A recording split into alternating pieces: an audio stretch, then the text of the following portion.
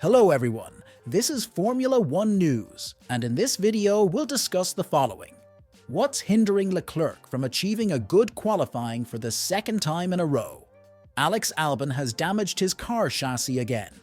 Lando Norris admitted that Ferrari was out of reach at the Japanese Grand Prix, and what prevented Mercedes from fighting for the podium? Leclerc's strong streak of 7 consecutive front-row starts came to an end in Australia, where he qualified 5th. He also encountered difficulties in Suzuka, using a second set of tyres to ensure passage through Q1 and managing only 8th on the grid. In both races, Leclerc finished 2nd and 4th respectively, but he insists on the need for improvement, especially in qualifying, which has always been his strong suit. If I only look today, I'm very happy. I don't think there was anything we could have done better. The pace was really good, tyre management was really good, communication was really good. However, as a driver, you always have to look at the negative over the whole weekend. And whether it's in Australia or here, race pace has not been a problem. It's my qualifying pace, which is not something that I've been very used to in my career, to be working on my qualifying pace, because normally it's pretty good on the Saturday. However, since 2 races now in a row, I've been struggling to put the tyres in the right window, and this is definitely my main focus now going into Shanghai, to try and refine the right window, the tyres, and for me to put them more consistently inside that window. Then once I'll do that, I'm sure the pace will come back in quali.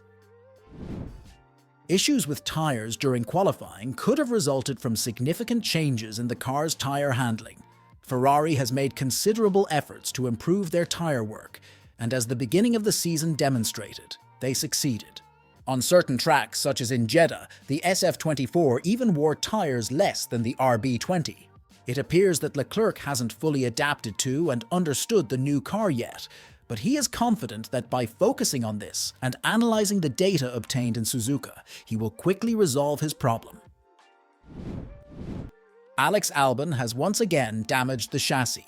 It suffered damage to the front right section when Albon collided with the wall after contact with Daniel Ricciardo.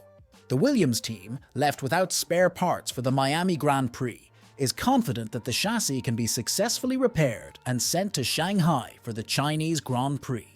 This was the 3rd serious accident for the team in the last 2 Grand Prix weekends. In Australia, Albon crashed his car during the first practice session with no spare chassis available.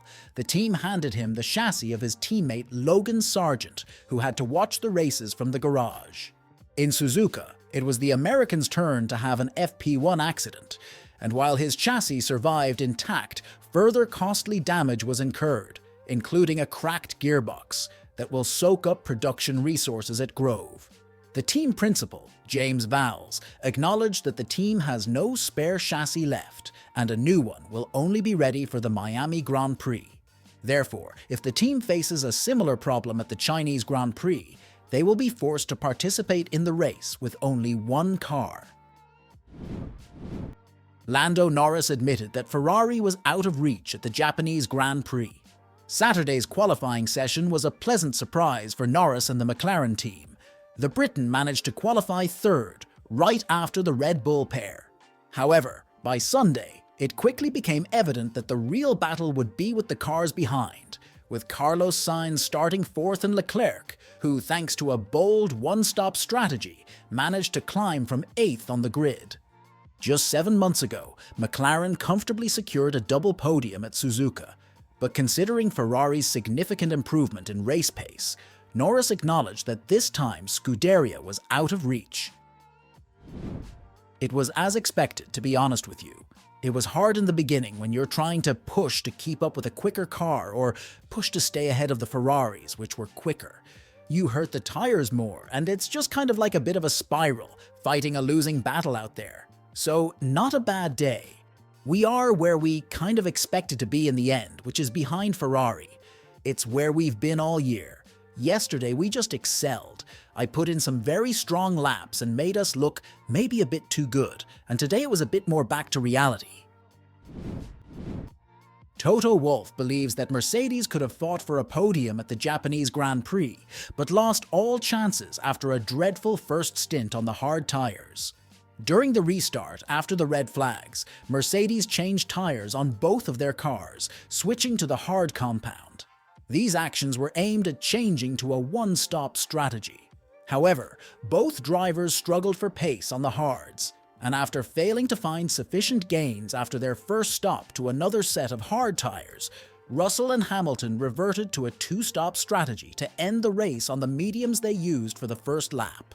Toto Wolff blamed the poor pace during the first stint on the hard tires and noted that they would investigate what led to it, as they had hoped to contend for a podium. We ended up where we started, and it was just very difficult. We had a second and third stint that was super quick, and we would have been racing for a podium, but an atrocious first stint. We need to find out what it was. Was it too hot? Were we overmanaging?